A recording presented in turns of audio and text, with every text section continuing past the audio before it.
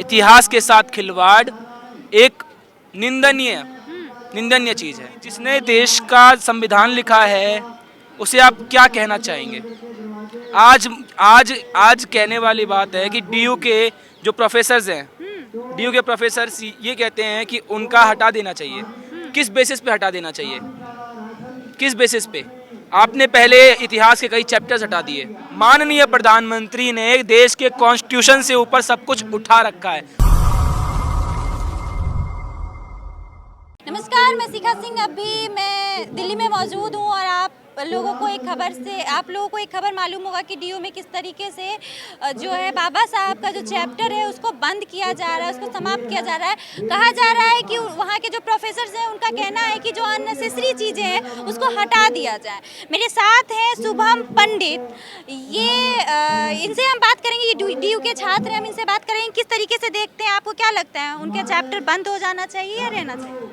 बाबा साहेब का चैप्टर हमेशा रहना चाहिए क्योंकि उन्होंने देश का कॉन्स्टिट्यूशन लिखा है। पंडितों को तो पसंद नहीं है बाबा साहब जी, ये देश की जाति के ऊपर नहीं है। बाबा साहेब ने देश का संविधान लिखा है और उस वक्त वो भारतीय थे, ना कि देश की जाति। मैं देश की जातियों में नहीं मानता। पंडित अपने कर्म से होता है, धर्म से नहीं। जी, तो शूद्र भी पंडित हो सकता है? जी, जिसने देश का संविधान लिखा है उसे आप क्या कहना चाहेंगे? आज कहने वाली बात है कि डीयू के जो प्रोफेसर्स हैं, डीयू के प्रोफेसर्स ये कहते हैं कि उनका हटा देना चाहिए। किस बेसिस पे हटा देना चाहिए? किस बेसिस पे? आपने पहले इतिहास के कई चैप्टर्स हटा दिए, 12वीं के उसमें से। मुगलों का हाँ, कई चैप्टर्स हटा दिए। तो मुगलों का रख के क्या करेंगे भारत में, हिंदुस्तान में? चाहे वो मुगलों का हो, चाहे वो अंग्रेजों का हो, चाहे वो हिंदुओं का हो, चाहे वो किसी भी उसका हो, लेकिन इतिहास होता है। इतिहास के साथ खिलवाड़ एक निंदनीय चीज़ है। लेकिन रामराज की योगी जी ने किया है, तो आप उनके चीजों को आप नकार रहे हैं। योगी जी की तो बात ही निराली है, योगी जी की तो बात ही अच्छी है। मैं आपको बताऊं, इस देश में कहने वाली बात है कि इस देश में जो सनातन स्वामी है, स्वामियों का आजकल का टाइम बहुत खराब चल रहा है। क्योंकि एक स्वामी, एक जो योगी होता है, योगी सारी चीज़ों से अपने आप को सारी चीज़ों से हटा लेता है, वो सन्यास में चला जाता है। लेकिन हमारे एक योगी हैं जो कि देश के मुख्यमंत्री बन के वो देश का भोग कर रहे हैं। अरे भोग कहाँ कर रहे हैं, वो तो सब कुछ छोड़ के अभी देश की जनता का सब कुछ छोड़ के नहीं, देश की जनता के लिए काम कर रहे हैं। देश की जनता के लिए काम एक नेता करता है, एक योगी नहीं। योगी को नेता बनने का कोई अधिकार नहीं होता। पहली बात, आप अगर महाभारत पढ़े, आप अगर रामायण पढ़े, आप हमारे वेद ग्रंथ पढ़े, तो उसमें भी पे आते हैं। योगी जी को छोड़िए, योगी जी का काम बोलता है, योगी जी का नाम चलता है वहाँ। योगी जी के नाम से जो है आतंकवाद और जो गुंडे मवाली हैं वो थर-थर कांपते हैं। तो ब्रिजभूषण क्यों नहीं थर-थर कांपता? तो वो तो केंद्र के अंदर में, वो तो बीजेपी के नेता है तो वो भी यूपी का ही है, तो वो भी गोंडा का ही। क्या चाह रहे हैं उनके यहाँ बुलडोजर चल जाए? क्यों ना चले? जब आतिक अहमद के यहाँ पे बुलडोजर चल सकता है, जब बाकियों के यहाँ पे बुलडोजर चल सकता है, तो उसके यहाँ पे क्यों नहीं चलेगा? अरे इतना बाहुबली सांसद है, आप ऐसे बोल रहे हैं। बाहुबली सांसद है तो क्या? एक आपको मैं बताता हूँ, एक किस्सा बताता हूँ आपको कि आपके ब्रिजभूषण जी जो आपके सांसद हैं, आपके नहीं, हमारे इस देश के सांसद हैं, हमारे गोंडा के सांसद हैं। मैं आप उनसे ये पूछना चाहता हूँ, जब भी इलेक्शंस होते हैं, जब भी कोई भी इलेक्शन होता है सांसद का गोंडा से, तो हर बार वही क्यों जीतते हैं? क्योंकि उनके खिलाफ जो भी खड़ा होता है उसकी निंदनीय हत्या हो जाती है। ये फैक्ट है। उनके खिलाफ कोई खड़ा ही नहीं हुआ है आज तक। कितने खड़े हुए हैं और कितने गए हैं? कितने खड़े तो नहीं होते उनके खिलाफ। हाँ, अब तो खड़ा होने का हिम्मत नहीं होगा उनके खिलाफ। किसी के खिलाफ वो इंसान जिसके ऊपर 50 से ज्यादा आपराधिक मामले हैं, कौन खड़ा होगा उसके खिलाफ? और जो खड़ा होता है, जिसने हिम्मत की है इसमें खड़ा होने की, तो उसको मौत की नींद सुला दिया गया है। एक बात आप बताइए, अभी बाबा साहब का जैसे चैप्टर हटाया जा रहा है और अभी नए संसद भवन का उद्घाटन होने वाला है, जिसमें द्रौपदी मुर्मू को, यानी हमारी माननीय राष्ट्रपति जी को नहीं बुलाया जा रहा है। ये बात आप भी जानती हैं, ये बात मैं भी जानता हूँ। इस बात में दो राय नहीं है कि देश का कॉन्स्टिट्यूशन, देश का संविधान और देश का संसद भवन और देश का राष्ट्रपति, ये तीनों देश के स्तंभ हैं और राष्ट्रपति जी का ये अधिकार बनता है कि वह संसद भवन का इनॉग्रेशन करें। लेकिन माननीय प्रधानमंत्री ने देश के कॉन्स्टिट्यूशन से ऊपर सब कुछ उठा रखा है, अपने आप को बना रखा है। जब ये गोंडा के सांसद को देश के संविधान से ऊपर मानते हैं तो आप तो जानते हैं कि इनकी नज़र में संसद भवन और राष्ट्रपति की क्या अहमियत है। राष्ट्रपति मुर्मू जब बनी थी यहाँ की, जब राष्ट्रपति बनी थी भारत की, तब उनको बोला गया था आदिवासी में पहली महिला राष्ट्रपति हैं और एक तो महिला हैं वो, और उनके लिए बहुत खुश थे। पूरे भारत में सबने बधाइयाँ दी थी। लेकिन अभी भी बहुत सारी तमाम विपक्षी पार्टियां हैं जो विरोध में है कि राष्ट्रपति को बुलाया जाए। कहीं ऐसा तो नहीं है, कुछ लोग कह रहे हैं कि शूद्र हैं इसीलिए नहीं बुलाया जा रहा, आदिवासी हैं इसलिए नहीं बुलाया जा रहा, या महिला है इसीलिए नहीं?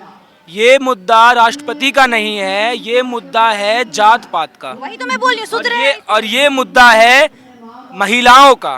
देश को आज़ाद हुए 70 साल से ज़्यादा हो चुके हैं। ये बात मैंने किसान आंदोलन में भी कही थी, ये बात मैंने यहाँ भी कही है कि आप मुझे बताइए कि आप महिलाओं को क्या मानते हैं। जब नेताजी ने 1945 में इम्फाल के ऊपर चढ़ाई की थी और इस देश को अंग्रेजों से छुटकारा दिलाने के लिए लड़ाई की थी, तो उस टाइम नेताजी ने भी महिलाओं का सपोर्ट लिया था।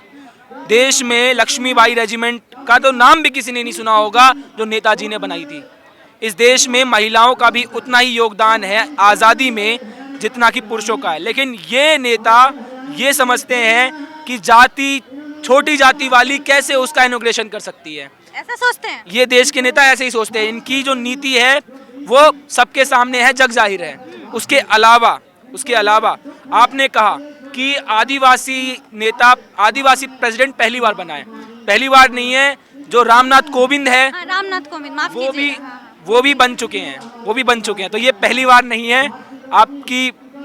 आदिवासी में पहली बार है। रामनाथ कोविंद SC/ST से आते हैं, लेकिन वो आदिवासी नहीं है। जी, आदिवासी हम किसी को नहीं कह सकते। आदिवासी उस आधार पे कहते हैं जो देश के लाभ ना उठाए, जैसे कि नॉर्थ सेंथलिन लोग जो कि अंडमान के पास रहते हैं और उन्हें आदिवासी की कैटेगरी मिलती है।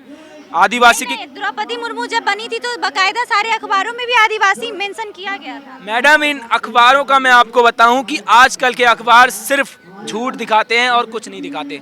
आप बताइए मुझे कि किस अखबार और किस न्यूज़ ने ये चीज़ दिखाई है कि देश की बेटी धरने पे है, देश की राष्ट्रपति के साथ गलत हो रहा है? किस अखबार ने दिखाया है? नहीं, दिखाते तो है, शुरुआत में दिखाया था, अब लंबा चल रहा है। ये मीडिया गोदी है, ये मीडिया मोदी की सेवक है, इनकी TRP बढ़ानी है, बस इन्हें इनसे मतलब है। मीडिया इस देश की, कहने वाली बात है, इस देश की संप्रभुता का एक स्तंभ है। ये बात आप भी जानते हैं, ये बात मैं भी जानता हूँ। मैं स्टूडेंट हूँ, मैं भी ये बात जानता हूँ। लेकिन अगर वो स्तंभ भी खराब हो जाए और वो स्तंभ भी बिक जाए इन नेताओं के हाथों, इनके लिए आप क्या कहना चाहेंगे? इनके लिए आप क्या कहना चाहेंगे? किनके लिए? ये जो अभी इतने दिनों से संघर्ष कर रही हैं यहाँ पे न्याय के लिए, इनके लिए आप क्या कहना चाहेंगे? जी, हम इनके साथ हैं। और संघर्ष की रही बात, तो देश का युवा जब जब खड़ा हुआ है और देश की बेटियां जब जब खड़ी हुई है, तो आप जानती है कि चाहे वो अंग्रेजी सत्ता हो, चाहे वो बीजेपी सत्ता हो, उन्हें हमने उखाड़ फेंका है। नहीं, अंग्रेजी सत्ता का बीजेपी सत्ता से कंपेयर कर रहे हैं? जी हाँ, वो भी तानाशाह थे, ये भी तानाशाह है। वो भी उस टाइम भी संविधान की कोई पूछ नहीं थी, इस टाइम भी संविधान की कोई पूछ नहीं है। अरे शपथ तो संविधान का ही लिया जाता है। इन्होंने शपथ लेके क्या दिखाना है? शपथ ली है, शपथ को दिल से स्वीकारा नहीं है, शपथ को दिल से माना नहीं है। इन्होंने सिर्फ शपथ ली है और आज देख लीजिए 30 कुछ लोग कह रहे हैं कि संविधान को छोड़ के मनुस्मृति से लोग देश चलाना चाह रहे हैं। जी, मनुस्मृति से चला रहे हैं, मनुस्मृति से चलाएंगे। ये देश को ये सोचते हैं कि देश इनका अपना पर्सनल है और ये अपने हिसाब से चलाएंगे। एक तरह से तानाशाही, एक तरह से हिटलरगिरी। जी, तो आपको लग रहा है मनुस्मृति की बात जो कही जा रही है कि मनुस्मृति झूठ है? क्या झूठ है? मनुस्मृति सही है या गलत है? ये झूठ फैलाते हैं हर जगह। मनुस्मृति सही है या गलत? मैं आपको कैसे बताऊं? मैं आपको ये बताऊं कि मनुस्मृति की बात करती हैं आप, ठीक है। देश की बेटियां 33 दिन हो चुके हैं आज, ठीक है, अब तक धरने पे बैठी हैं, बारिश देख लिया, धूप देख ली, सर्दी देख ली, लेकिन प्रधानमंत्री देख नहीं पाए। अब प्रधानमंत्री कहाँ है? अभी आसियान देशों में घूम रहे हैं, आ गए हैं दौरे से। आ गए हैं दौरे से, पर उनको इतना सा भी वो नहीं आया कि यहाँ आके एक बार अपनी बेटियों से मिल लें। चलिए बहुत बहुत धन्यवाद। हमने सारे तमाम मुद्दों पे बात की कि किस तरीके से अभी विपक्षी पार्टियां जो है बहिष्कार कर रही है संसद भवन के जो उस दिन जो उद्घाटन होने वाले हैं प्रधानमंत्री के द्वारा, बहिष्कार किया जा रहा है इसलिए क्योंकि उन्होंने विपक्षी पार्टियां और तमाम जो जनता है, आम जनता, वो यही चाहती है कि उसका उद्घाटन द्रौपदी मुर्मू से कराया जाए, माननीय राष्ट्रपति जी से कराया जाए। आप लोगों की इस पूरी खबर पे क्या राय है कमेंट बॉक्स में जरूर दीजिए। धन्यवाद।